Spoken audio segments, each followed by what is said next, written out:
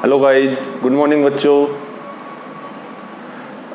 आज की क्लास में बेटा हम एक नया टॉपिक लेने वाले हैं जिसका नाम है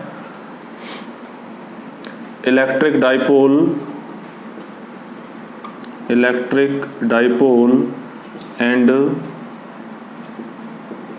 इलेक्ट्रिक डाइपोल मोमेंट। बहुत ही स्पेशल टॉपिक है जो कि आपकी काफ़ी डेरिवेशन में काम आएगा अगर ये कॉन्सेप्ट समझ में आता है तो आपके। ठीक है बेटा। तो इलेक्ट्रिक डाइपोल का मतलब क्या है? इलेक्ट्रिक डाइपोल का मतलब एक डाइपोल क्रिएट करना। डेट मीन्स कि अगर दो आपके अनलाइक चार्ज है जिनका मैग्नीट्यूड कैसा है, बहुत ही कम है, लाइक कि सपोज एक आपका -q चार्ज है और एक आपका +q चार्ज है। ठीक है। अगर इन दोनों चार्जेज को आप एक बहुत ही यानी कि बहुत ही कम डिस्टेंस पर, सपोज यहाँ से लेके यहाँ तक की जो डिस्टेंस है वो कितनी है आपकी 2a है। 2a से भी कर सकते हो, d से भी कर सकते हो आप इसको रिप्रेजेंट। ठीक है ना। अगर दोनों चार्ज आपके इस तरीके से रखे हुए हैं 2a डिस्टेंस यानी कि बहुत ही कम दूरी पे, तो इस तरीके का बना हुआ जो आपका स्ट्रक्चर है, ठीक है ना, यानी कि ये जो स्ट्रक्चर बनेगा इसको हम बोलेंगे इलेक्ट्रिक डाइपोल। तो जिसमें एक आपका -q चार्ज होगा, एक आपका कैसा होगा +q चार्ज। ठीक है। तो इसको हम लिख सकते हैं कि यदि दो परिमाण में समान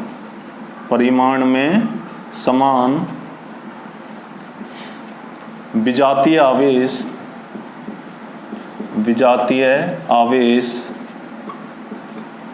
एक दूसरे से ठीक है अल्प दूरी पर रखे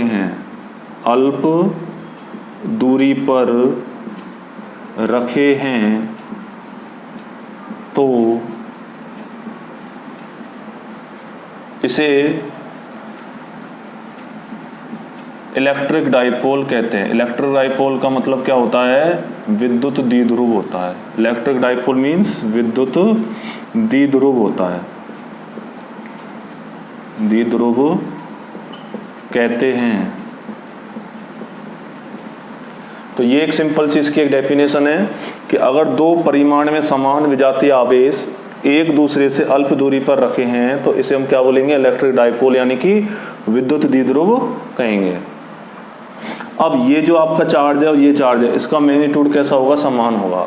यानी कि जो इनकी वैल्यू है चार्ज की वो कैसी होगी? मैग्नीट्यूड में समान होगी, बट नेचर वाइज ये कैसे होंगे? डिफरेंट होंगे।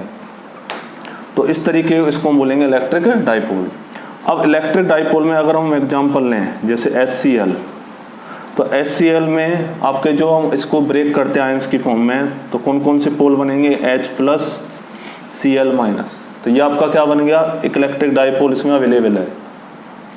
सेकंड जैसे NaCl, Na+Cl-। ठीक है। H2O, H+OH-। तो इस तरीके से हम क्या कर सकते हैं डाइपोल में उसको, यानी कि इस डाइपोल का मतलब कितना हो गया? दो पोल हो गए, एक पॉजिटिव होगा और एक कैसा होगा? नेगेटिव होगा। तो इस तरीके से हम इसको रिप्रेजेंट कर सकते हैं। ओके बेटा। ऐसे ही ये तो एक सिंपल इसकी डेफिनेशन हो गई कि if two unlike charge equal in magnitude located at A small space, ठीक है ना, तो this is called electric dipole. तो ये आपका क्या बन गया? इलेक्ट्रिक डाइपोल हो गया। ऐसे ही एक होता है आपका इलेक्ट्रिक डाइपोल मोमेंट। तो दोनों ही आपकी बहुत ही इंपॉर्टेंट हैं परिभाषा वाइज या डेफिनेशन वाइज। तो इलेक्ट्रिक डाइपोल मोमेंट को हम क्या बोलेंगे हिंदी में? हिंदी ट्रांसलेशन है विद्युत द्विध्रुव आघूर्ण। विद्युत द्विध्रुव आघूर्ण। ठीक है। ये इलेक्ट्रिक डाइपोल मूवमेंट है। ये केवल इसकी डेफिनेशन है इलेक्ट्रिक डाइपोल यानी कि विद्युत द्विध्रुव की डेफिनेशन थी। तो इलेक्ट्रिक डाइपोल मूवमेंट की अगर हम यहाँ पे बात करें तो कैसे है? तो देखिए कि सेम स्ट्रक्चर हम यहाँ बनाएं कि -q चार्ज यहाँ पर है प्लस क्यू चार्ज यहाँ पर है। ओके, दोनों का जो गैप है वो कितना है, 2a है। 2a का मतलब जो इनकी जो डिस्टेंस होती है H प्लस Cl माइनस, तो इनमें जो लगभग गैप होता है वो होता है 10⁻⁻11 मीटर। लगभग इतनी वैल्यू होती है, या किसी किसी में आप पढ़ोगे 10⁻⁻10 मीटर, यानी कि लगभग 1 एंगस्ट्रॉम के लगभग इनमें डिस्टेंस होता है। कि अगर इतनी डिस्टेंस पे आपका दो पोल अवेलेबल हो जाएं, यानी कि एक नेगेटिव हो जाए और एक कैसा हो जाए, पॉजिटिव, तो वो क्या बन जाएगा आपका, एक इलेक्ट्रिक डाइपोल बन जाता है। तो डाइपोल मोमेंट की हम बात कर रहे हैं द्विध्रुव आघूर्ण की, कि सेम वैसे ही है। तो इसको हम कैसे रिप्रेजेंट करते हैं, P से। किससे रिप्रेजेंट करते हैं, P से।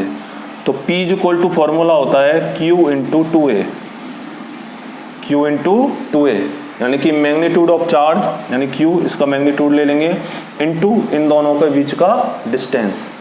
तो Q इंटू 2a का जब हम प्रोडक्ट करेंगे तो क्या रिप्रेजेंट करेगा, ये विद्युत द्विध्रुव आघूर्ण यानी कि इलेक्ट्रिक डाइपोल मूवमेंट को रिप्रेजेंट करेगा। ओके, अब इलेक्ट्रिक डाइपोल जो मूवमेंट होती है इसकी पर्टिकुलर कोई ना कोई एक डायरेक्शन होगी। क्या होगी, डायरेक्शन।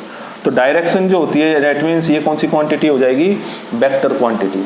कैसी होगी, वेक्टर। तो ये कौन सी क्वांटिटी हो गई आपकी, वेक्टर क्वांटिटी। ओके, तो ध्यान रखने वाली बात है।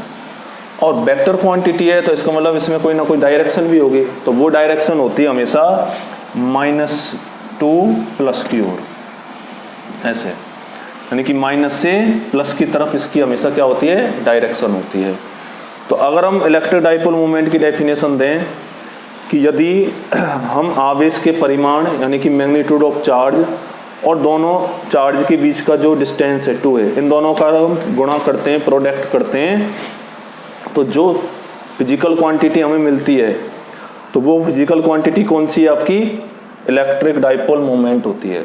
ओके, तो P equal to Q into 2 है, ऐसे आप इसको रिप्रेजेंट कर सकते हैं। अब ये तो बात हो गई आपकी किसकी, पर्टिकुलर एक डेफिनेशन की हो गई, एक आपका फॉर्मूला हो गया।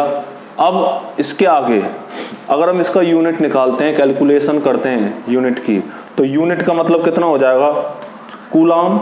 चार्ज का तो क्या हो गया, कूलाम, और ये क्या है, दोनों के बीच का डिस्टेंस है, तो इसको हम क्या बोलेंगे, मीटर।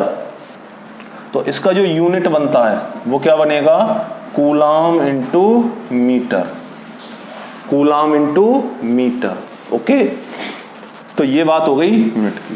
तो ये इसकी फॉर्मूले वाइज हो गई। आप इसको क्या बोल सकते हो, एक ऐसा यूनिट या MKS जो भी आपकी यूनिट सिस्टम है उसमें आपका क्या बन गया, ये यूनिट सिस्टम बन गया।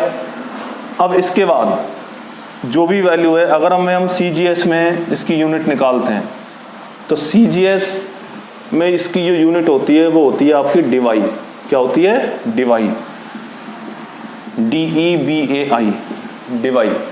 तो डिवाई को आपको याद रखना है, ये तो CGS में यूनिट है, और अकॉर्डिंग टू फॉर्मूला या MKS या SI, क्योंकि SI जो होता है वो MKS का एक्सटेंड फॉर्म होता है, तो उसमें होता है कूलाम इंटू मीटर। तो इस तरीके से आप इस फॉर्मूले से इलेक्ट्रिक डाइपोल मोमेंट की वैल्यू का कैलकुलेशन कर सकते हैं वेरी इजीली। कि अगर आपको क्या क्या क्या क्वांटिटी रिक्वायर्ड है, एक तो आपको मैग्नीट्यूड ऑफ चार्ज रिक्वायर्ड है, और बीच का क्या होना चाहिए आपके पास, डिस्टेंस अवेलेबल होना चाहिए। अगर इन दोनों का प्रोडक्ट करते हो तो आपको कौन सी क्वांटिटी मिलेगी, इलेक्ट्रिक डाइपोल मोमेंट आपको मिल जाएगा। ओके भाई, तो ध्यान रखने वाली बात है।